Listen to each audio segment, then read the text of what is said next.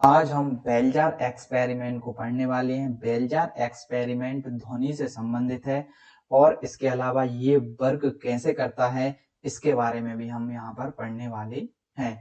Practical के माध्यम से मैं आपको यहाँ पर समझाऊंगा। पहले आप इसको एक बार देख लीजिए कि किस प्रकार से ये वर्क कर रहा है, फिर मैं इसके प्रत्येक भाग को आपको बताऊंगा और इसका वर्क भी बताऊंगा कि किस प्रकार ये वर्क कर रहा है।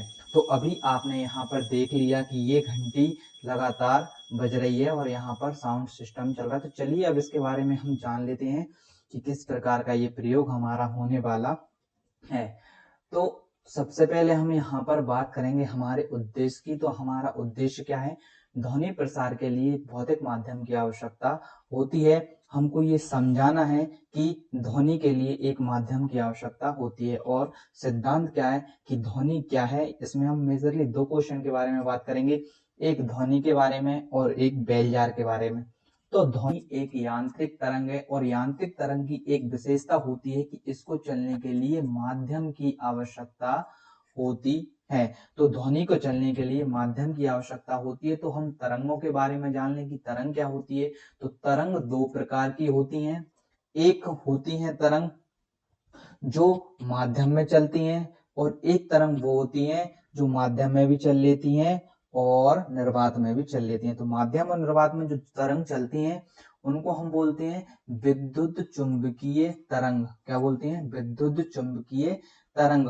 और इसके बाद दूसरे प्रकार की जो तरंग होती है जो ओनली माध्यम में चलती है उसको बोलते हैं हम यांत्रिक। यांत्रिक तरंग के दो प्रकार हैं, एक है अनुदैर्ध्य तरंग, एक है अनुदैर्ध्य तरंग और हमारी दूसरी है अनुप्रस्थ तरंग। अनुप्रस्थ तरंग। दोस्तों आपको इनको समझना बहुत जरूरी है, इनके बिना आपको इसका उद्देश्य मालूम नहीं चलेगा कि इसके लिए माध्यम की आवश्यकता क्यों होती है। तो अनुप्रस्थ तरंग जिसको हम ट्रांसवर्सल वेव बोलते हैं, ठीक है, और इसके अलावा अनुदैर्ध्य तरंग तो लॉन्गिट्यूड हम वेव बोलते हैं। इसमें भी दो प्रकार के होते हैं। अब जो ध्वनि आती है, ध्वनि आपकी आती है लॉन्गिट्यूडनल वेव का यानी अनुदैर्ध्य तरंग में। अब अनुदैर्ध्य तरंग और मैं आपको अनुप्रस्थ तरंग के बारे में थोड़ी सी जानकारी दे देता हूं, फिर उसके बाद हम बेल जार को समझेंगे। तो अनुप्रस्थ तरंग जो हमारी होती है, अनुप्रस्थ हमारी जो तरंग होती है वो कुछ इस प्रकार से चलती है, कुछ इस प्रकार से अनुप्रस्थ तरंग चलती है। यहाँ पर मैं आपको एक एग्जांपल दूं तो जैसे घोड़े की जो चाल होती है वह अनुप्रस्थ तरंग के रूप में होती है। ये सुरंग है और ये गर्त है, ये सुरंग है और ये गर्त है। घोड़े की चाल और पानी की जो चाल होती है आप स्क्रीन पर देख पा रहे होंगे। यहाँ पर पानी जिस प्रकार से लहरिया खा रहा है तो ये ऊपर नीचे इस प्रकार से सुरंग एवं गर्त के रूप में चलता है। इस नीचे नीचे वालों को हम गर्त कहते हैं और जो ऊपर ऊपर रहते हैं उनको हम सुरंग कहते हैं। आप ये समझ गए।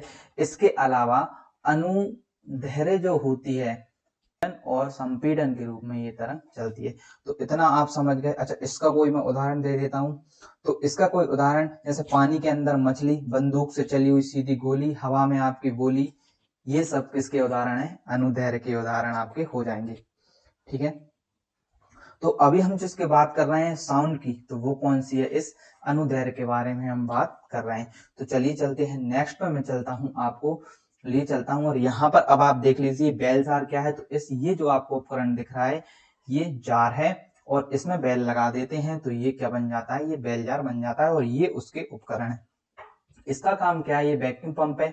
ये इस जार में से हवा को निकालने का काम करेगा। आप इसमें यहाँ पर ये देख पा रहे होंगे, इसमें इसकी नली को यहाँ पर फिट कर देते हैं और इसको चला देते हैं तो क्या होता है? इसमें जो हवा रहती है वो पूरी बाहर निकल आती है। इसमें एक ये बैटरी लगी होती है, ये की है। सबसे पहले हम इसको लगा देते हैं। इस प्रकार से कुछ ही उपकरण बन जाएगा, बेल जार उपकरण। अब आप यहाँ पर देखिए, सबसे पहले मैं आपको यहाँ पर बताता हूँ। देखो यहाँ पर ये मोटर के लिए लगाया गया है ताकि इसको चला के हम इसके अंदर जो हवा है, हवा को निकालना ही क्या कहलाएगा? निर्वात हमारा कहलाएगा।